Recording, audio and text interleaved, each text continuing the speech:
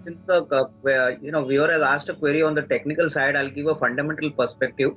Chambal Fertilizers, I think he should hold on. My sense is that you could expect a very strong quarter four, and I think fertilizers is one sector where I believe a lot of outperformance could get expected. So I think if we can definitely hold on for a slightly longer term period, another 15-20% upside from the current level looks possible.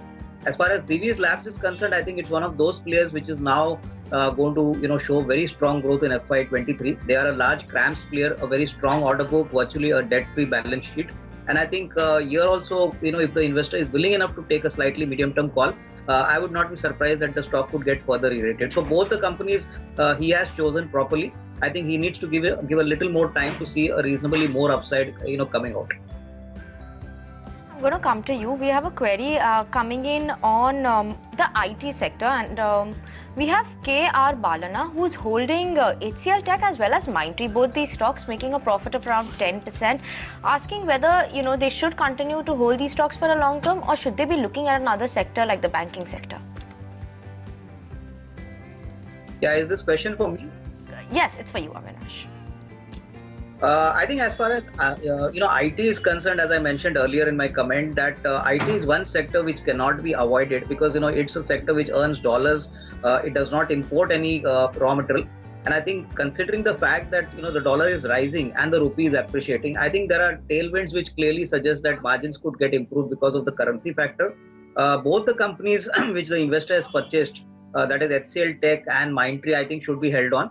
HCL Tech has given a very strong commentary, a very strong margin guidance. So I would believe that it's at a threshold where some good amount of breakout could happen in the next 3 to 6 months. Clearly, a price about 1200 to 1250 looks possible. So I think one needs to exercise a little bit of patience here. MindTree has corrected because there were some reports that there could be a merger between MindTree and L&T Infotech, which was denied by the company management. But here also, I think the numbers have been very strong.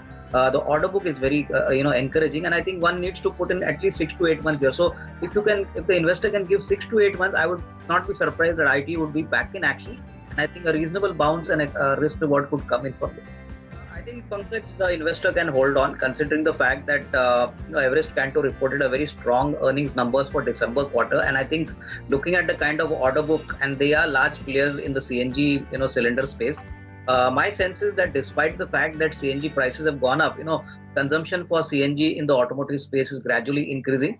And most importantly, I would believe that, in the near term, there are not many players who compete in the CNG cylinder space.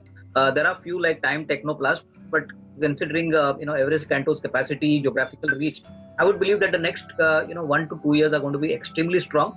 The company is also looking at expanding its capacity. It also has a overseas facility.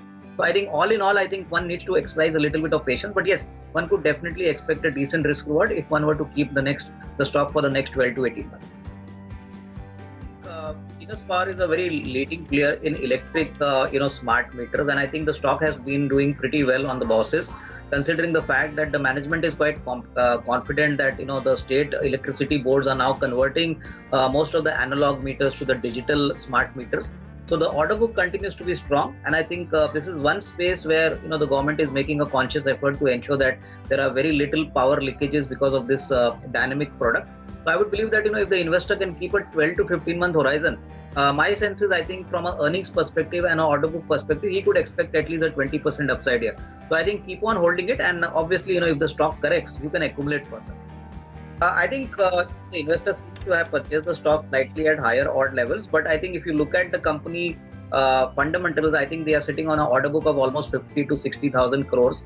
The numbers have been very, very strong, and I think looking at the kind of defense initiatives taken by the government, I would not be surprised that the next 12 to 15 months is going to be a time when all the defense companies would do well, and HL is a monopoly player in the aircraft space, especially for helicopters, for fighter jets. So I think the investor should patiently hold on.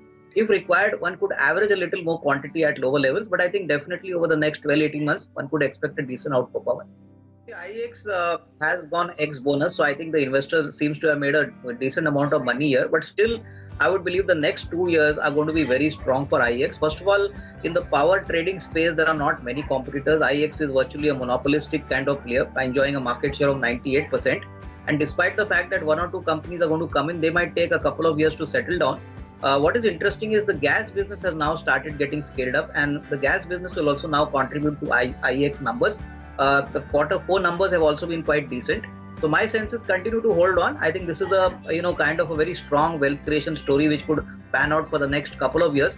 If you don't require money, I think there's no point in selling out. I think the risk reward from here on